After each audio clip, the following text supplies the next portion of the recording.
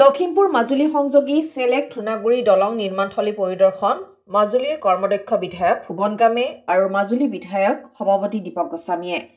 দলঙৰ কামৰ অগ্ৰগতিৰ বুজ লৈ ৰাইজক জনাব বিচাৰিছে যে অহা বছৰৰ জানুৱাৰী মাহত মুকলি কৰিব পাৰিব দলংখন আৰু যাতায়াতৰ ক্ষেত্ৰত এয়া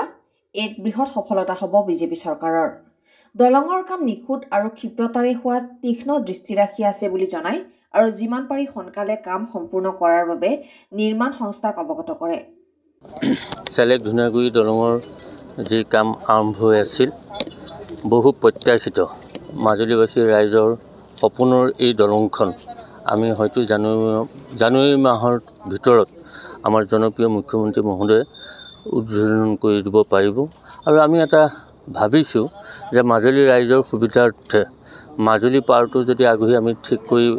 যোগাযোগৰ ক্ষেত্ৰত পাৰাপাৰ কৰি দিব পাৰোঁ ইটো পাৰ্ট লাগে হয়তো ছমাহ লাগিব পাৰে তেতিয়া আমাৰ ৰাইজৰ সুবিধা হ'ব গতিকে আমি এইটো আশা ৰাখিছোঁ যে আমি জানুৱাৰী মাহত মাজুলী পাৰটো যাতে আমাৰ দলংখন উদ্বোধন হয় তাৰ কাৰণে আমি আজি চাবলৈ আহিলোঁ বিধায়ক মহোদয় আহিছে কাম খুব ক্ষিপ্ৰতাৰে কৰি আছে আৰু মাজুলীবাসী ৰাইজে এই দলংখন সোনকালে পাবৰ কাৰণে সক্ষম হ'ব অসম চৰকাৰক ধন্যবাদ জনাইছোঁ আৰু আমাৰ জনপ্ৰিয় বিধায়ক মহোদয়েও এই ক্ষেত্ৰত দলংখনৰ নিৰ্মাণৰ ক্ষেত্ৰত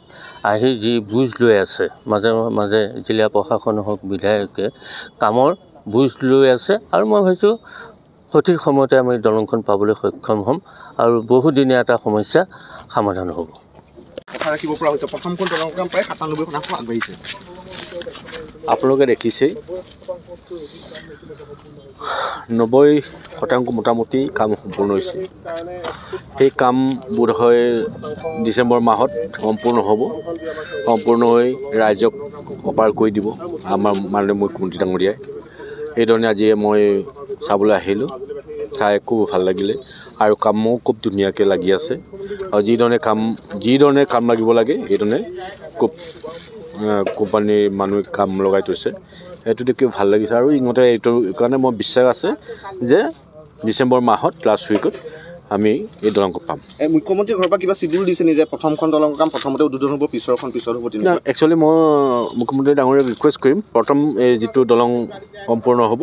এইটো অধ্যতে উদ্বোধন কৰিবৰ কাৰণে এইটো জানুৱাৰীত হ'ব নেকি মুঠ জানুৱাৰী মানত হয় নতুন বছৰত सर हम लोग फरवरी लास्ट तक इसको फरवरी लास्ट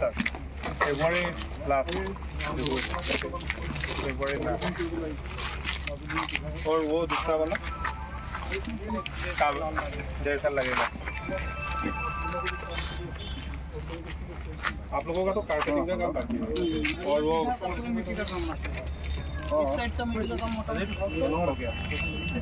आगे कितना है आगे 3 किलोमीटर एरिया